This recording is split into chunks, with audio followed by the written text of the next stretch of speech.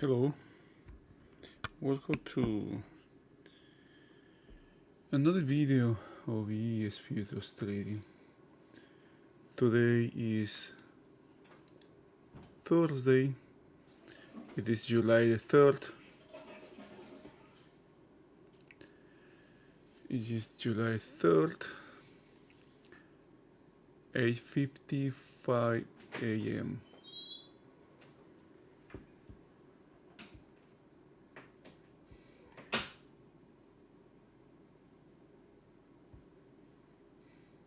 The market is coming from a day, something happened in the market.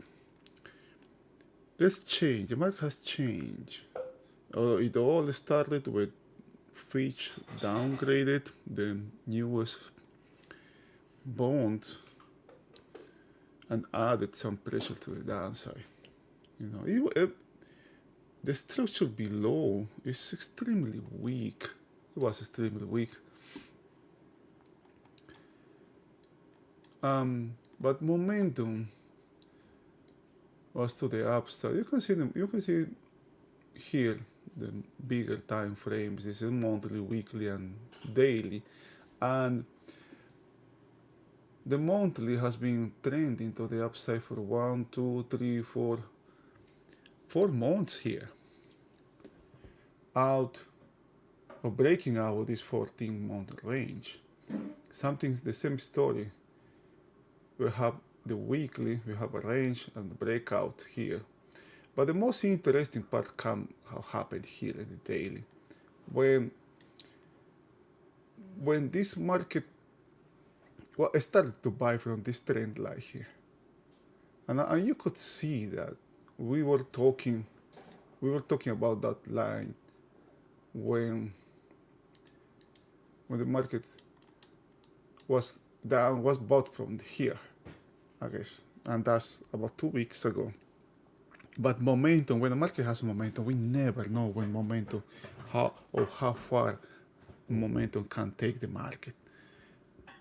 And usually it takes the market to extremes before anything happens, any kind of correction happens. And that correction usually is triggered by something that is, Jim calls this an exogenous event. And I think, it looks like that was the case. Now, these days here, we have a break here and a liquidation here. They actually didn't have too much volume relative to the kind of break. For this day, for example, it was 1, 2, 3, 4, 5 days behind. 1, 2, 3, 4, 5 days behind. It had relatively high volume to the rest of the days, but it is actually not that high. If I had 6, 7, or 8, that would be something. That would be something different.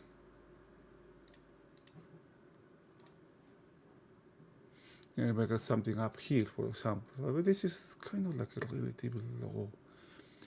And it's always relative to something, okay? Not by itself, but it is always relative to something.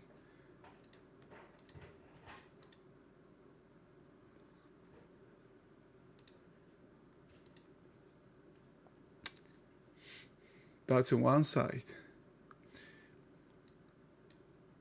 The other thing is, when the market has makes this kind of lines here, there is something that's, this is what is called the firecracker effect. And it is, you can see that there is a bunch of stops here, here, here, here, here, here, here, here. When the market hits one stop, one set of stops, now the other set of stops is really close. There's a lot of inventory here that can actually fuel the movement, which in this case is to the downside. It can happen in the opposite side as well. Here, for example, you have another one. Here you got a bunch of stops here, here, here, here.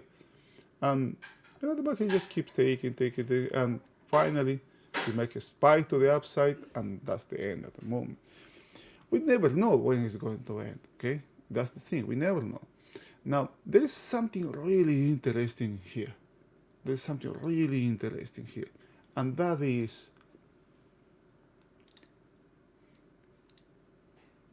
this is part of my homework. This market has, the daily, you can see two ranges here. Two ranges here. Two distributions here. One on the upper side, another on the lower side. And it's just separated. But this day here, this tiny day here. And the market is right there, right here. If the market re-enters this range, it targets the opposite side. If the market looks below and comes back inside here, it targets the opposite side as well. So which direction is going to be? Nobody knows. Nobody knows that. Nobody knows what's going to happen. Getting rid of biases. Okay, the market is going to go to the opposite side because the board is collapsing. Blah blah blah. That's a bias. This is quite dangerous actually. And remaining neutral is key in trading.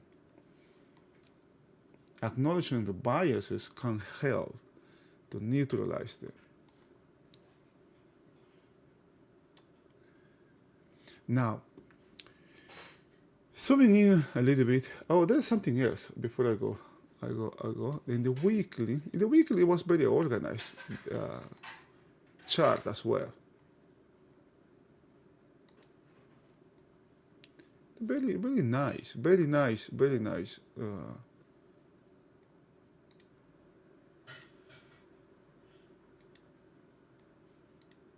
chart. You can see this trend line. I had this before here.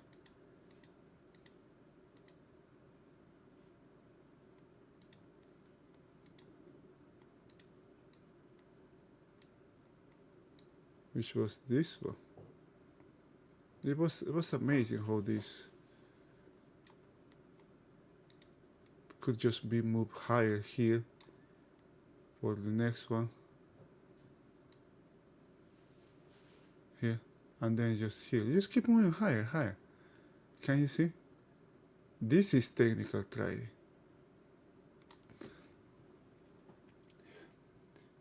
Not necessarily small trading, retail trading, because this is a weekly time frame. Retail doesn't trade weekly. They also are trading weekly are lower, for example, than the daily on the intraday. Now, from yesterday, we have this big break from yesterday. We have a big gap. The same conditions, the same situation for today, right? I'm watching here.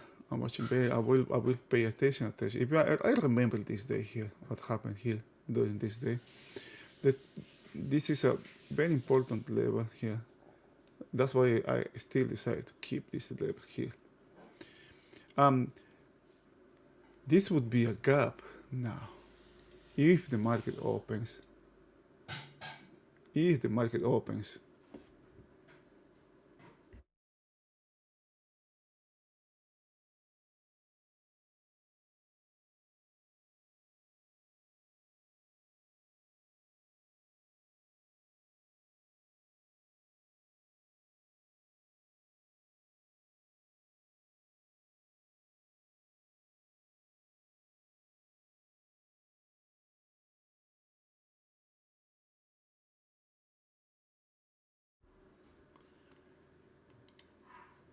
This is going to be a gap here.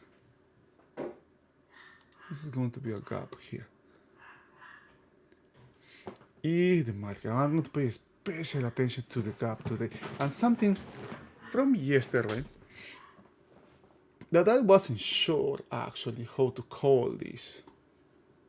Let me do something before. Let me post a tweet.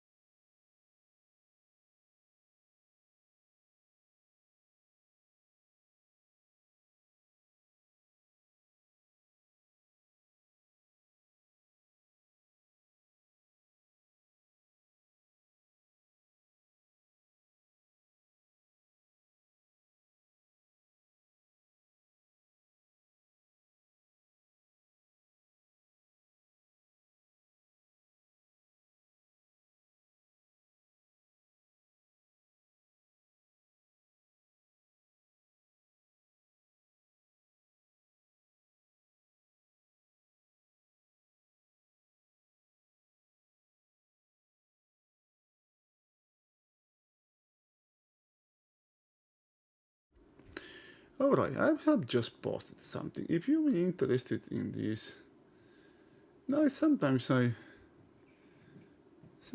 post something on Twitter, and this is my Twitter account, or X account now, just to keep myself focused in the market.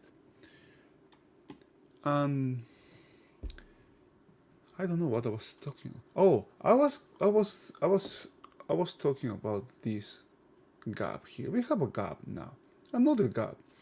Gaps are a form of excess, but also when there is too much gaps, the market is getting emotional. It's becoming emotional. Now, this is something that I will keep in mind as well today.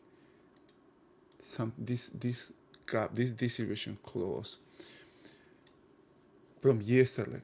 And the most important thing in the very short time frame is that I hope you have. I didn't know if I was going to call this a spike to the downside. Okay, what happened here when in L there was a trade here in L when the market took this low out. This is the daily low that was being taken out and gave us a spike here. That was a trade to the downside. It did nothing here. It was really nice. It could be something in here, but the market was going. What happened here? The market was doing an action to the upside, and when I took this low out, that's the end of the action. What's the next one is going to be? We have an inside bar here. We have an inside bar. Inside bars are form of balance. When the market breaks out the balance, that's preferable in the direction of the trend, which in this case was to the downside. Okay, there was a trade here. I didn't take this one. What I take is, do you remember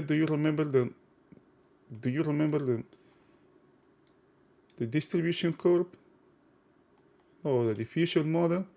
Innovators, early adopters, early majority, late majority, and laggards here. Okay, this section here, I guess the market was somewhere between this and this one when it was down here. A little bit risky here, but it was in the direction of the market, of value. Value was lower, the trend was to the downside, and I had to monitor this very careful here. Okay, it just died when it took this high volume area from July 13. It just died there. Okay, and the market came back inside the previous range, but it doesn't. This didn't mean anything to me because there was short inventory here that could have been rebalanced. Now, the interesting part here comes when I opened this day. I had these lines that are weak levels that are not repaired, and those weak lines are this one here. Can you see how many lows you have here? 1, 2, 3, 4. So there's a bunch of stops here, and this level in particular, which is the base actually of the whole thing, that happened after. This started on halfback. This started at the center of the range, and the market was bought right there. It just added. We have one here, and now we have 1, 2, 3 lows there. So they were good odds the market can revisit this. When? I don't know. I didn't know. Something else I remember here. From. It's very important. Something else I remember here from this day, which was this day. Okay. What was this was 718 this day. What happened here? There was a huge volume here over here. This day ended with a spike. The market took the high in the same fashion that it's doing it today. Indeed, yesterday, market took the high, takes this high, and then makes a high, ends making a new high, but closes inside. The same, well, there are not 2 days that are the same, right? But the market repeats itself. There's a lot of repetition with variation here. Now, I didn't know to label, if I was going to label this as a spike base, as I put it here, which is also last today, because the market came back inside and closed it inside. But I remember what happened before. I remember what happened here in this day. And what happened the next day, which is today, there was a lot of, I wasn't sure here if this was a spike until the day opened. Until this day, there was a lot of volume here. Okay, and the market never came back to the base of the spike here. You don't even touch it. It couldn't. Now, I'm not saying that this is going to break, right? I'm not saying that. But that's something, this is the information that I am trying to recall here.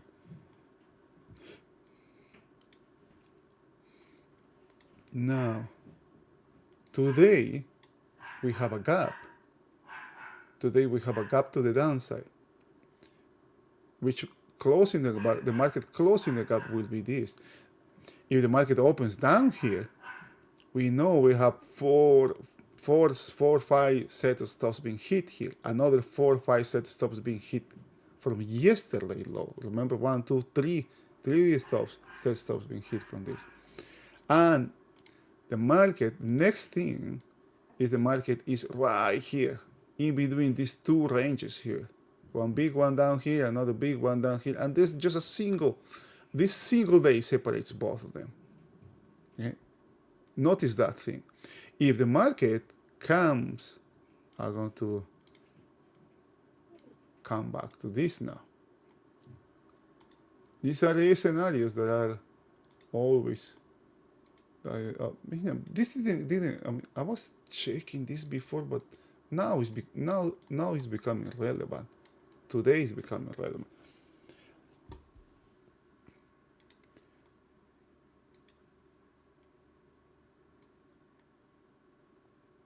Uh-oh, that was wrong. I'm going to put this closer, so we can see it better. Now I can screenshot this. Now notice this range here.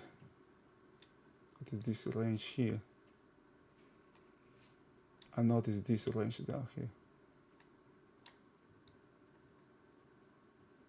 The fields of resistance, the market has took the fields of resistance out. This level here is 4,500. 4,500. The market is right here in between this range, upper range, between this lower. Coming back inside this range can target the opposite side of the range, but balance.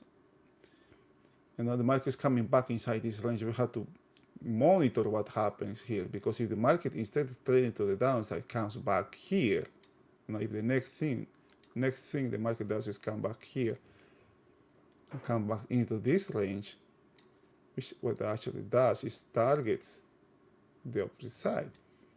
That is the ultimate destination trade. But I have to monitor when the market re-enters what happened here in this area, because this is the daily time frame. It's not the intraday, it's a daily time. It takes longer time to develop when the market comes here. This 3-day range, the market opening, when it opens today, this is going to be history now. All of these stops here, this set, this one are history. If the market opens here, those ones are out. All of this inventory, all of this long inventory here would be removed. What can happen is stronger longs, strong inventory can come in the market and take the place of this inventory. New ones here, there are going to be stronger ones. Because who is going to buy something here when the market is going to the downside? There's a stronger inventory here. It can be a stronger inventory here. Everybody's looking to the downside now. A lot of things happening. This is what you call, the market goes up, use the staircase to go up, and the elevator to go down. This is happening now, and there's a reason. If we want to make sense of that, this is the context of that expression. Now, checking the monthly time frame is always the last one that will show change. In the weekly, can you see what's happening in the weekly as well? The same thing can be said for the weekly. We have a range here and a 4-week range down here. The same thing, if the market re-enters this range. The monthly is different story. We have market trending to the outside. The market come back all the way down to the 4,400 here, or this level, and still be to the upside. If the market doesn't take this low out, this one here, doesn't take this, still will be trading, or trending to the upside. This is an upside trend as long as this low remains. This is something I'm going to monitor. In August. Right? August, summer months are thin markets as well. There's something that we have to consider. But trading happens all year round. Okay, saying that is just retail or small traders, it could making that statement and sticking to it can be very risky as well. The high has no excess. We have, can you see what we are going to extend this line here? There's no excess here in the upper side, in the monthly. 1-2 months here. Very close, and this very close, to the upside. And the nuance that comes from the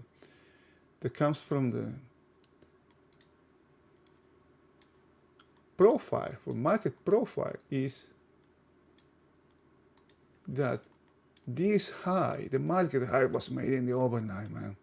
This market high that was made in the overnight session, just right there, man. This movement would be really good if the market has a new high here, but within the regular trading hour. It didn't happen.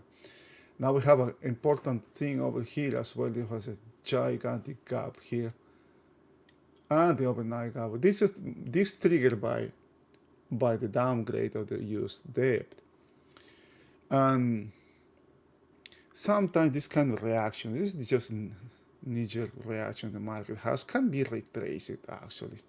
The market this is this thing, but there is something here also that can be fueling this movement, right? And that is all this weak inventory here. Right? Some of this firecracker potential, or firecracker effect potential here was removed during this day, but I followed. There is continuation here. You got 1, 2, 3 that were removed yesterday, and finally today the last one will be. And now this is very important now. This day has become very, very, very important. What do we have in the lower side?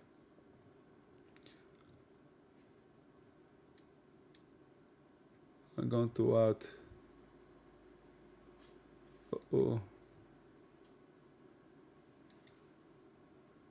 Okay.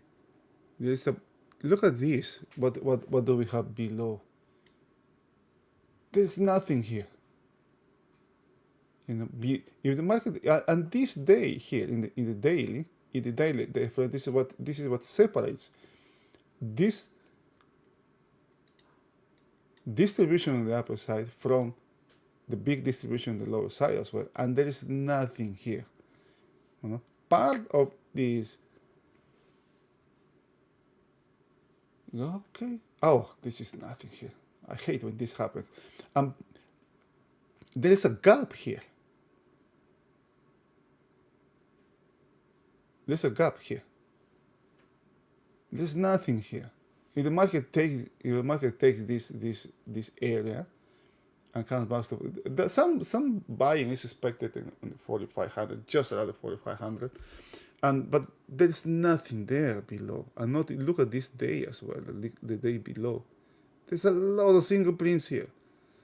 Look at this one. Is this short covering? I don't remember this day. Yeah, this is short cover. The market got too short here, and boom.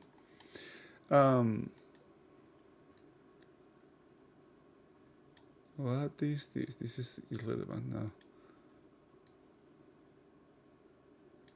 The load of overnight inventory here. Overnight inventory is very weak. I'm not saying what is going to happen. Right? This is just to try to establish what odds do I have here. Okay. And if something happens, what is below or what is above of the current price of the current, or to put things in context. Okay.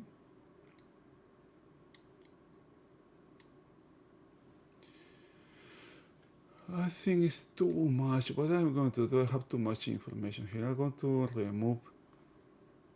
I want to keep yesterday. I know there's a gap above, but I'm going to remove the whole week before yesterday. There's just too much data here. And when I have that window trader tends to take too much time. And this is my histogram, so I'm going to do the same thing here. All these are going to go 1, 2, 3, 4, 5. These 5 days are going to go away. I am going to keep only these ones, which actually don't matter, right?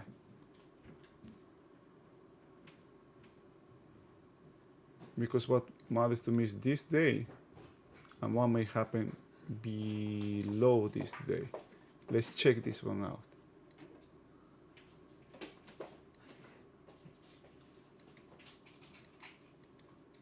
Okay. I have it here now. I have 1 day here, and another one. I'm going to add another one and one more, because this will go away as soon as the market opens. Notice the gap here. Lots of volume, lots of high volume, lots of thousands blocks here in this area. Okay. Now, let's save it.